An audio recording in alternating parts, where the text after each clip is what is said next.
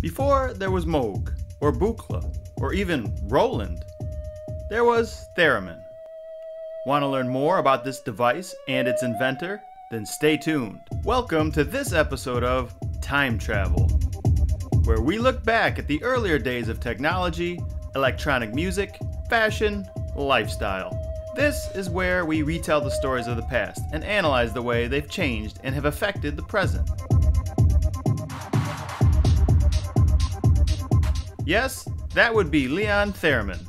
This early 20th century figure is the man who would jumpstart dance music's leap to electronica. Born in Russia in 1896, Theremin became employed by the Soviet government in the 1920s as a scientific innovator to help the communist regime. Little did he know, he accidentally created one of the world's first electronic musical instruments. Originally called the etherphone, this device was initially conceived to measure gas density, but Leon realized that he could make different musical notes with the wave of his hands, utilizing the whistling and whining sound that it produced. This discovery got the attention of the other scientists in the lab, and eventually Vladimir Lenin himself, who sent Theremin on the road to show off the contraption. Leon got the taste of being a proto-rock star on sold-out tours of Russia, Europe, and eventually the United States. He lived the life of a B-list celebrity in America as he acquired a patent for his etherphone in 1928. Later, he sold the mass production rights to RCA, while also spying on the American capitalists for Russia the whole time. After 11 years of fame, notoriety, and espionage in the States, Leon abruptly returned to the Soviet Union. He was then whisked away to a Siberian gulag for counter-revolutionary activities. But the electronic age of music production had begun. Sound is caused by vibrations, like the ones from strings or a drum.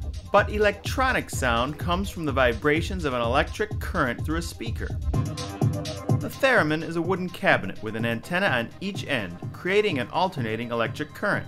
What is essential for creating the current is a capacitor, which can store the electrical charge. In essence, the person with the two antennas creates a living capacitor, and your hands can create higher or lower frequencies and volumes, depending on the distance from the antennas. Heterodyning is done within the theremin to convert the 250 kHz frequency to something more friendly to the ear. The theremin sends its vibrations through a speaker, and something that sounds a lot like a melody is produced, and you don't even have to touch it. We've all heard the sound of a theremin, whether we realize it or not. It's that eerie, warbling wail that was the soundtrack to many sci-fi films in the 1950s and 60s. The Beach Boys classic Good Vibrations uses an electro-theremin, which was controlled by knobs rather than just hands. This thing blew the minds of American listeners, and musicians tried to master this new instrument in attempts to make innovative songs and avant-garde art. Then along came the keyboard interface in the middle of the century, and the theremin was generally kicked to the curb for instruments that were easier to play. But the theremin's impact can never be denied. Robert Moog cut his teeth on constructing theremins in high school, which directly influenced his production of his groundbreaking synthesizer. Also, the integrated D-beam sensor on the Roland MC505 can be used much like a theremin, but even though the sounds of the theremin can easily be replicated on many common synthesizers, the theremin still enjoys a niche audience with enthusiasts and musical weirdos.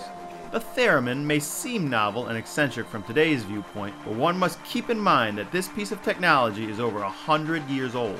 Electricity mixed with music was a very foreign concept in the 1920s. The theremin opened the door to the electric piano and the electric guitar, all the way through to the synthesizers, groovebox, and digital audio workstations like Ableton Live that are used today. The development of the theremin by Leo Theremin was like the apple landing on Newton's head, leading to the discovery of gravity. It is quite reasonable to ponder that without the theremin there would be no techno or electric dance music scene at all. How many of you already knew about Theremin and his groundbreaking device? Let us know in the comments section below. If you liked this episode, be sure to subscribe to our channel and follow us on our social media. Thank you for watching, and we'll see you in the next episode of Time Travel.